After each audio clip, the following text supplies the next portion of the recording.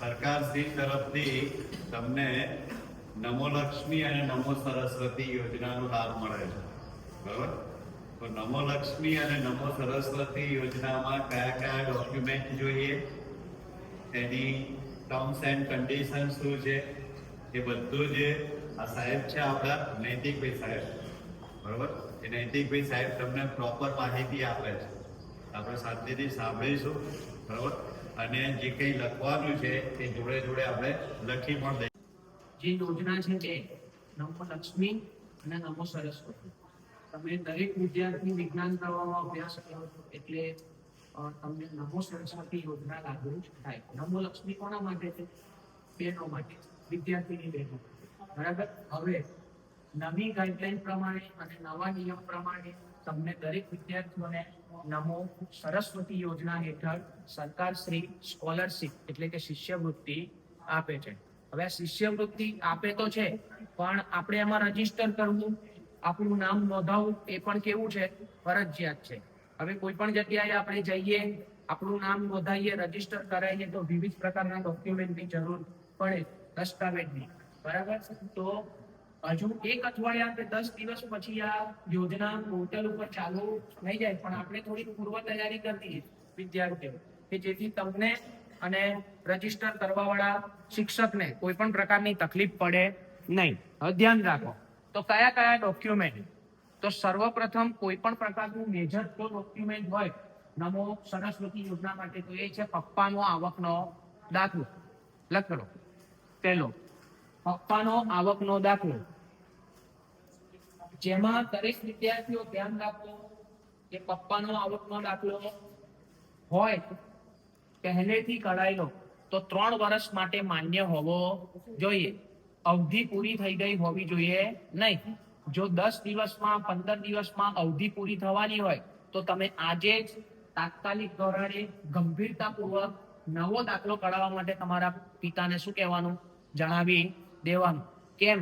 કારણ કે જો અવધિ પૂરી થઈ ગઈ હશે તો ક્વેરી જ આયા કરશે, તમને યોજના હેઠળ લાભ મળવા પાત્ર થાય નહીં. એટલે પપ્પાનો આવકનો દાખલો જેમાં 6 લાખથી ઓછી આવક હોવી જોઈએ, એ દરેક વિદ્યાર્થીએ એક આવકનો દાખલો પિતાનો કઢાવી લેવાનો. ઘણા કેસમાં કેવું છે કે પિતા નથી, પિતા મૃત પામ્યા છે, તો એવા કિસ્સામાં તમારું જે ભરણ પોષણ કરતું હોય, તમે જે ઘરમાં રહેતા હોય, ફુવા હોય કે મામા હોય કે તમારા કાકા હોય, તો એમનો પણ આવકનો દાખલો શું કરવો? જમા કરાવો. બરાબર છે. પછી આપણે એને અપલોડ કરીશું, જે પણ પ્રમાણે ક્વેરી આવશે એ પ્રમાણે એને સોલ્યુશન લાવીશું. બરાબર. બીજા નંબરે જે ડોક્યુમેન્ટ આપવાનું છે, પોતાનું આધાર કાર્ડ અને મમ્મીનું આધાર કાર્ડ. લખો, પોતાનું આધાર કાર્ડ અને મમ્મીનું આધાર કાર્ડ. પોતાનું અને મમ્મીનું આધાર કાર્ડ. પોતાના અને મમ્મીના આધાર કાર્ડમાં કેવાયસી બાયોમેટ્રિક અપડેટ થયેલું હોવું જોઈએ. આ બાજુ જો ખાસ ધ્યાન રાખો, આધાર કાર્ડ એટલે કેવું? શું આધાર કાર્ડ? તો આધાર કાર્ડ આપણે જરૂર પડે ને ત્યારે જ કાઢતા હોઈએ છે. ઘણા વખતથી તો ઘણા બધાએ આધાર કાર્ડ જોયા હોય નહીં, અહીંયા એડમિશન લેવા આવ્યા ત્યારે આધાર કાર્ડ કાઢ્યું હશે, એવું થયું હશે. તો એમાં જો બાયોમેટ્રિક બાકી હોય તો બાયોમેટ્રિક અપડેટ શું કરાવવાનું? કરાવી આવવાનું. ઘણા બધા વિદ્યાર્થી મિત્રો રોજ નીચે 7 નંબરની રૂમમાં આપણે અહીંયા આધાર કાર્ડ વાળા આવ્યા છે, જે શાળાએ સરસ સુવિધા કરી આપી છે કે તમારે કોઈ જગ્યાએ લાઈનમાં ઉભા રહેવું પડે નહીં, શાંતિપૂર્વક અહીંયા ક્લાસમાં શું થઈ જાય? તમારું આધાર કાર્ડ અપડેટ. તો તમારું આધાર કાર્ડ અપડેટ કરાવવું ફરજિયાત છે. બીજા નંબરે કે આધાર કાર્ડમાં જે પણ કઈ મોબાઈલ નંબર છે તમારો અપડેટ કરાવેલો, રજીસ્ટર કરાવેલો, એ જ અપડેટ કરાવેલો મોબાઈલ શું કરવાનો? બેંકના એકાઉન્ટમાં તમારે એડ કરાવી દેવા, જેથી કોઈ પણ પ્રકારે મિસમેચ ના થાય. આધાર કાર્ડનો નંબર અને બેંક પાસબુકમાં જે નંબર એડ કરાવો છો એ સેમ રાખવાનો. બરાબર.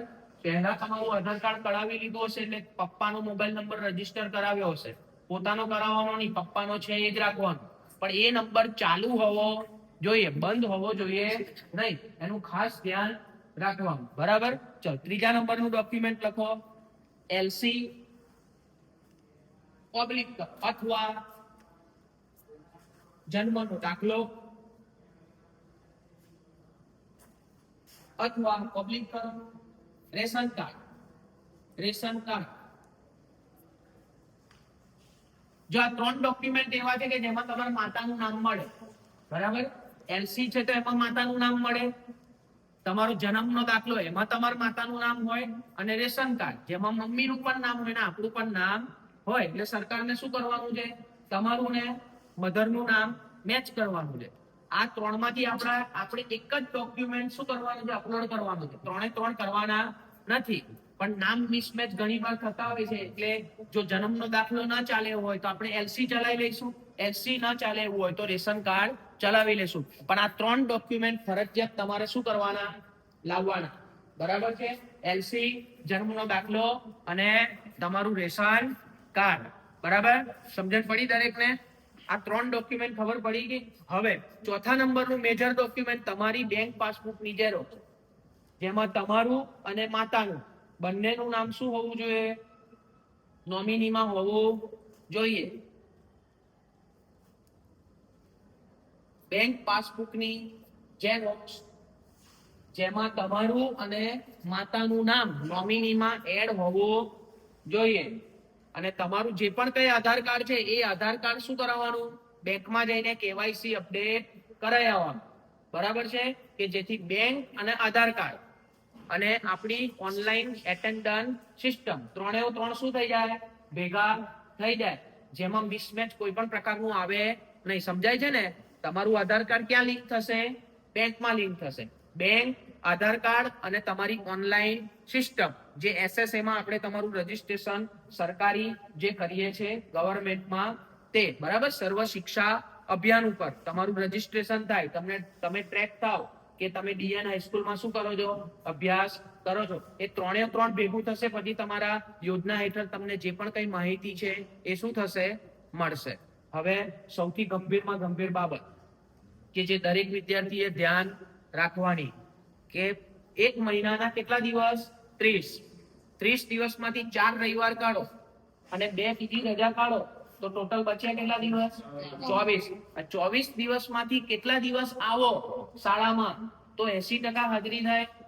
એ ગણતરી કરી લેવાની કે કેટલા દિવસ હાજર રહેવું પડે. તો આખા મહિનાની 80% હાજરી જો તમારી હશે તો જ એ મહિનાનો હપ્તો તમારા ખાતામાં જમા થશે.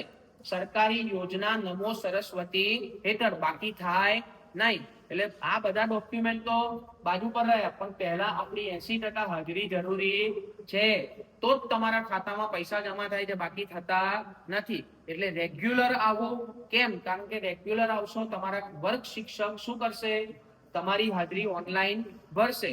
જો એ 80% નહીં થાય, કોઈ કારણસર રજા પાડી છે તો એનો વાંધો નથી, પણ એમને ના આયા અને તમારી 80% હાજરી ના થઈ તો આ યોજના હેઠળ તમારા ખાતામાં એ મહિનાના પૈસા જમા થતા નથી. હું આખા વર્ષની 80% હાજરીની વાત કરતો નથી, એક મહિનાનું જ ગણવાનું. જુલાઈ મહિનો તો જુલાઈમાં 80% છે, ઓગસ્ટમાં 80% છે. જ્યાં સુધી અહીંયા ભણો છો ત્યાં સુધી દરેક મહિનાની 80% હાજરી થવી જરૂરી છે, જેથી તમારા ખાતામાં આ યોજના હેઠળ શું થશે, સરસ મજાના પૈસા જમા થશે. અને આનો લાભ દરેક વિદ્યાર્થીઓએ લેવાનો. બરાબર? બીજી એક છેલ્લી બાબત કે કોઈના પણ મમ્મી કોઈ પણ પ્રકારે મૃત પામ્યા છે, છૂટાછેડા થઈ ગયા છે કે તમારી પાસે નથી, એવા કિસ્સામાં તમારું બેંકનું એકાઉન્ટ તમારે શું કરવાનું, જમા કરાવવાનું. આમ તો મમ્મીને નોમિની બનાવવાના જ છે, મમ્મીનું એકાઉન્ટ તમારે જમા કરાવવાનું છે. પણ કોઈ કિસ્સામાં મમ્મી ગુજરી ગયા છે, છૂટાછેડા થઈ ગયા છે કે કોઈ પણ બીજી વિસંગતતા છે કે જેથી તમારી પાસે રહેતા નથી, તો આવા કિસ્સામાં તમારા બેંકનું એકાઉન્ટ શું કરવું, જમા કરાવવું. બરાબર છે?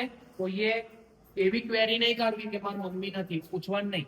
તમારું બેંકનું ખાતું શું કરવાનું, લઈને જમા કરાવી દેવાનું. પણ જે તે ક્લાસ વર્ગ શિક્ષકને ઇન્ફોર્મ કરવાનું કે આ કારણસર મારા માતા શું થયા છે, આ પ્રશ્નથી ગુજરી ગયા છે, કાં તો છૂટાછેડા થઈ ગયા છે, કાં તો જોડે રહેતા નથી. એ તમારે કારણ એમને શું કરવાનું, જણાવી દેવાનું. બરાબર? ખબર પડી ગઈ? આપણા ડોક્યુમેન્ટ દરેક વિદ્યાર્થીને ફરજિયાત 1 અઠવાડિયામાં ભેગા કરી લેવા અને લઈને આવવા. બરાબર? Okay, done.